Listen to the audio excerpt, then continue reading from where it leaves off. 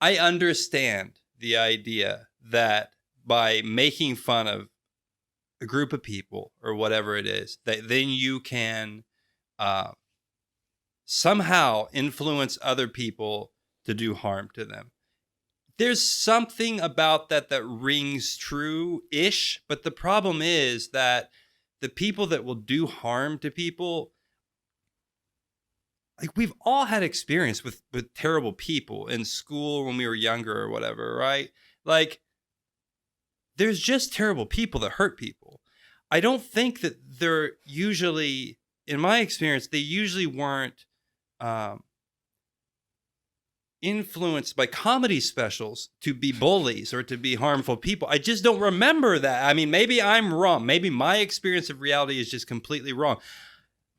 I understand the point, but I don't think it's real. I don't think that I don't think people commit violent crime in general based on comedy special. I just don't think that's what happens. I don't think that's what happens. People are just offended. That's always been what it is. I mean, like, you always had historically the moral right not like comedy either, because it was crass or it was making fun of something important, family values. You also have fundamentalist religions of all variety that don't like comedy because it's seen as offensive and degenerate. And that's why it's important, because when you get any system or any group or any ideology that can't tolerate that pushing, and it's not that serious because it actually doesn't cause harm. It doesn't. Like, no one goes out and stages a shooting after watching a comedy special. And the people that are going to stage a shooting or whatever, or they're going to bully people, they're going to do it anyway. So they'd have to be put in a padded room to not gain access or be inspired by whatever comes their way.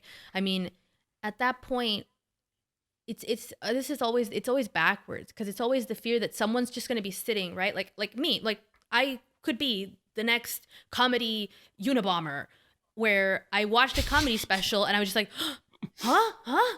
So those are the people I have to hate? I go, like, why not, right? Why couldn't it be me? But see, that's the fallacy. We're ignoring the fact that there is a lot that goes on before someone decides to become violent and then name something as their inspiration, like some book or some movie or some song or whatever it may be. But they had to get there first. It's not that they were a perfectly well-adjusted person, read a book, and then became a terrorist. Like, there's usually a few other factors that coincide to create that situation. And at that point, it doesn't really matter what they get a hold of. They're going to get a hold of something and then use it to justify, after the fact, usually, what they already believe and want to do, what they're already in a place to do. It's insane. You know how fucking dangerous and chaotic and horrible of a society we would live in if totally normal people could just come across a comedy special, a book, a song, a movie, and in a snap suddenly be inspired to violence? I mean, we would live in utter chaos. And yeah, guess what? That would actually be a legitimate argument for living in totalitarianism. If people were that simple, that malleable, and that chaotically unpredictable and easy to set off, then yes, that would justify controlling everything they consume and controlling everything about them. But see, that's why these arguments are so dangerous, because they rest on a justification of totalitarianism as a means to control threat from the people. Yeah, the problem is that what happens if you convince enough people that human nature is such that randomly you'll listen to Metallica, back in the old days, it was heavy metal, like you'll listen to Led Zeppelin backwards and Satan will, right? So like people do believe this shit though, and so, but the problem is, what if you convince enough people that that's true, even though it's not true, even though normal people understand that, yeah, sure, maybe people that are already unbalanced will go over the edge based on something, like, the guy that shot John Lennon, Yeah. I think there's something with him, or wait, I don't remember how that worked. Whatever. Yeah, there's always somebody's got an excuse for whatever. And the helter skelter made me do something, or whatever it is, But the problem is that's not real, because people aren't constantly en masse listening to Led Zeppelin and doing crime, or listening to Dave Chappelle and doing crime. So we know that's not true. But what if you just keep telling people that it's true, and you tell them so much that you convince enough of them to believe that you do live in this world of complete instability? Well, then what you're saying is, now you've convinced people to give them the power of totalitarian control over such things as speech and art and everything. It won't just be that. It won't end there. It doesn't end at... Why should it?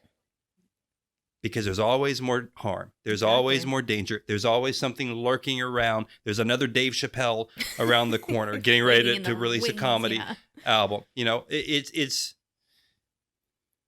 there's a problem with this, and everyone knows there's a problem with this. This isn't even that. Shouldn't even really be that controversial. Everyone who listens, they know there's something wrong. There's something wrong. Like, that should be the sub theme of this podcast. There's something wrong, and I'm not entirely sure what it is, but we're trying to figure it out a little bit. I mean, that's my fear always, is that people are becoming so misanthropic.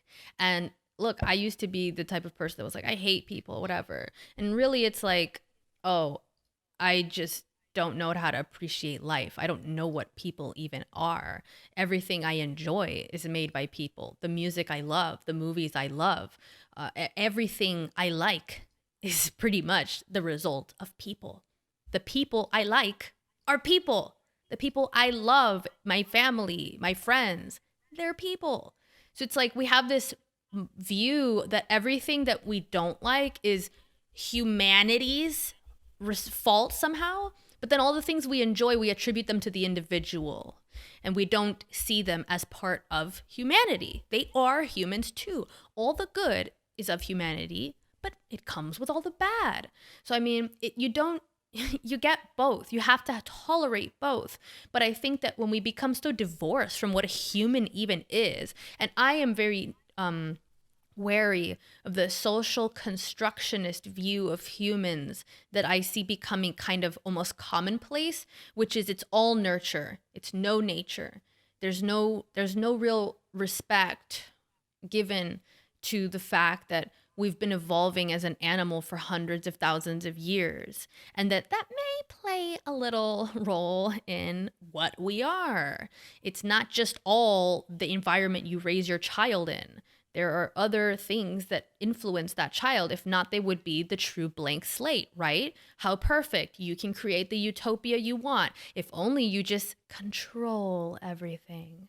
And that's where you get back to this idea of control as a kind of all-encompassing good, how you can save humanity from itself, from its nasty flaws, if only you just engineered everything out. Well, a lot of those flaws are hardwired in. So, I mean, but so are the good things. I mean, your personality is in part influenced by your experience growing up, but in part, it's also your genetics. It's who you are as a human being, your impulses to be fearful and all these things. Like, those are ancient impulses.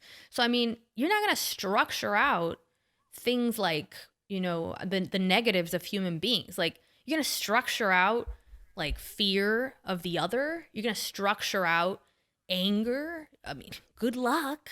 What is this? Like, I Am Robot or some shit? Like, we're just going to make these replicant humans or something that are just, they don't experience anything negative. They're all good. Well, then they're going to be fucking boring. That's what it would be. It would be robots. It's this thing of like, can we just get rid of all the nasty human bits and keep all the niceness? Well, again, like, what is just niceness without the potential for danger? And that's that Nietzschean idea, right? That it's like, you don't want to be weak. You don't want to be this impotent animal that's passive and that can't do anything to protect itself, can't commit any violence.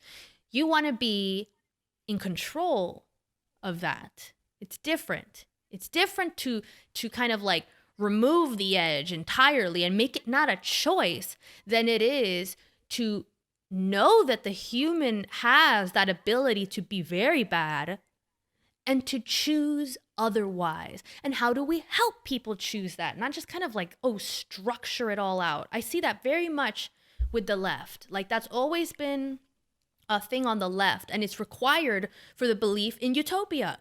If you believe that you can just design the right systems, control the right parts of every life and every society, you can create utopia. But you can't. You can't. I mean, how long has that been tried? These experiments of like, you know, all-encompassing societies where everything is structured and defined, and brainwashing techniques and all these different things, like to desperately try to mold the human into some prototype.